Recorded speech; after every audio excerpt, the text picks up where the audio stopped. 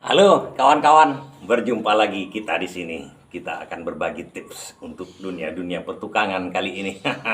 Begini kawan-kawan, kita kasih judul seperti ini sebenarnya.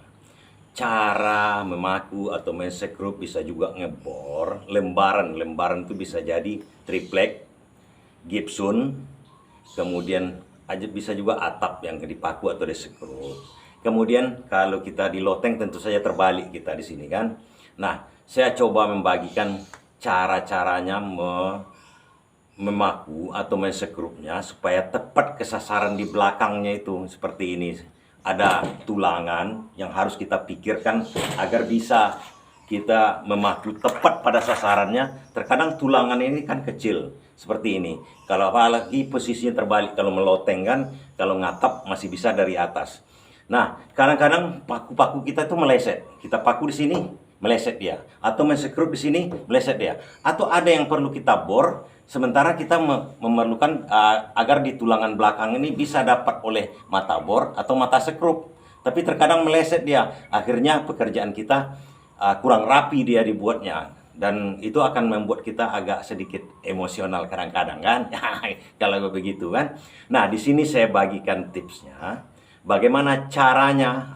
Mungkin harus disimak baik-baik karena ini bersifat kebanyakan penjelasan dengan contoh. Karena contoh aplikasinya kan udah saya katakan tadi ke memasang triplek loteng plafon.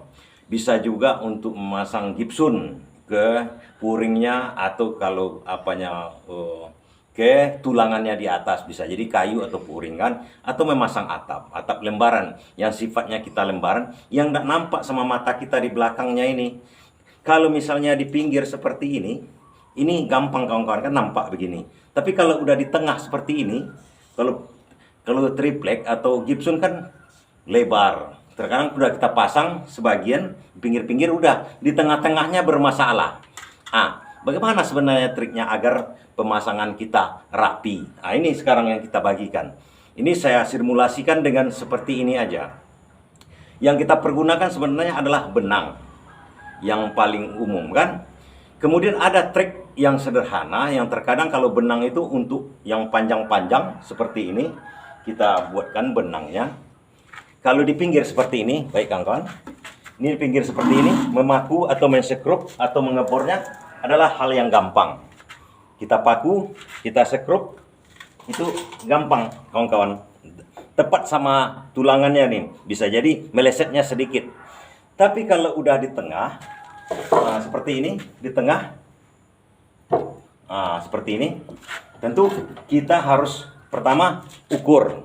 Bisa jadi diukur pertama untuk menetapkan di mana benang yang akan kita patok pertamanya seperti ini. Bisa jadi karena tulangannya masih terlihat yang di sini, kita paku di sini. Kemudian kita paku lagi satu lagi di belakangnya. Di bagian belakang sini, di tulangannya. Terkadang tulangan ini kan tidak sama mereng atau miring atau merengnya. Jadi kita paku di belakang di tulangannya juga kalau masih terlihat. Tapi kalau tidak terlihat tentu kita ukur. Nah, seperti ini. Kemudian ini baru kita beri benang. Ini secara bagi tukang-tukang yang udah pernah melakukannya ini akan terasa ini begitu ada kesulitan. Makanya kalau kita bekerja sebenarnya kita harus ada konsep dulu. Kalau memasang ini apa-apa triknya yang akan membuat kita yakin untuk memasangnya. Nah, seperti ini kawan-kawan. Ini udah bisa kita paku di tulangannya ini seperti ini. Sifatnya kan seperti ini. Kita tegangkanlah benangnya seperti ini. Bisa kita paku 1 2 3 karena ini bersifat banyak. Dan itu memerlukan benang atau bisa juga kita garis sebenarnya. Kita garis seperti ini. Kita garis seperti ini kawan-kawan. Sini sudah tahu kita nampak tulangannya. Kita garis. Persoalannya kalau kita garis ini, kalau sifatnya finishing seperti ini akan bermasalah dia. Karena kalau sifatnya finishing atau kita bor, ada yang akan kita bor berlubang-lubang dia, nampak garisnya itu nampak.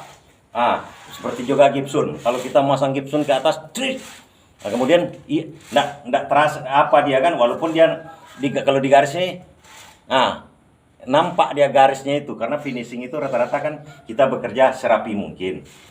Begitu juga triknya begini untuk gipsun dia ke atas, yang pakai benang bisa juga. Kalau di garis itu saja dihindarkan. Untuk atap juga begitu kawan-kawan.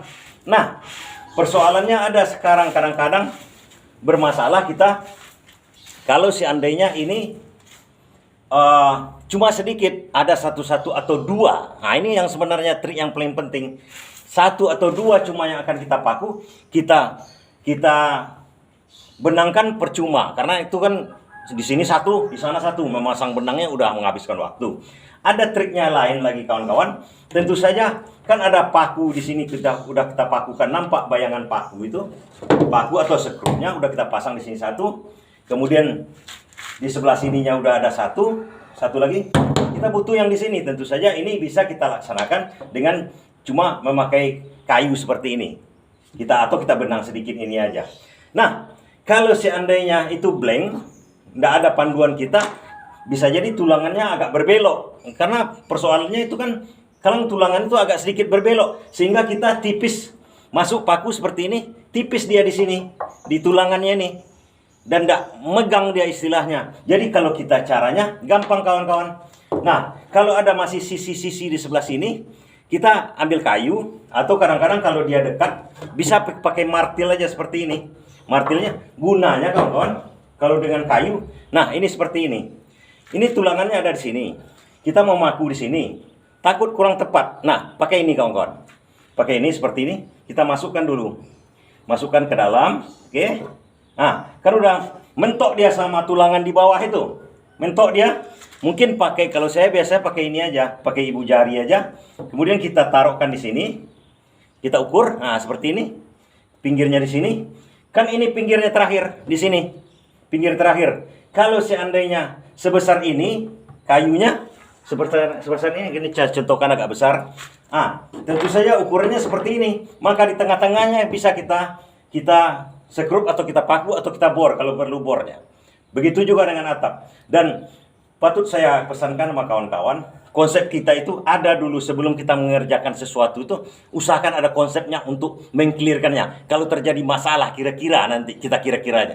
Demikian sedikit pagi-pagi ini. Terima kasih.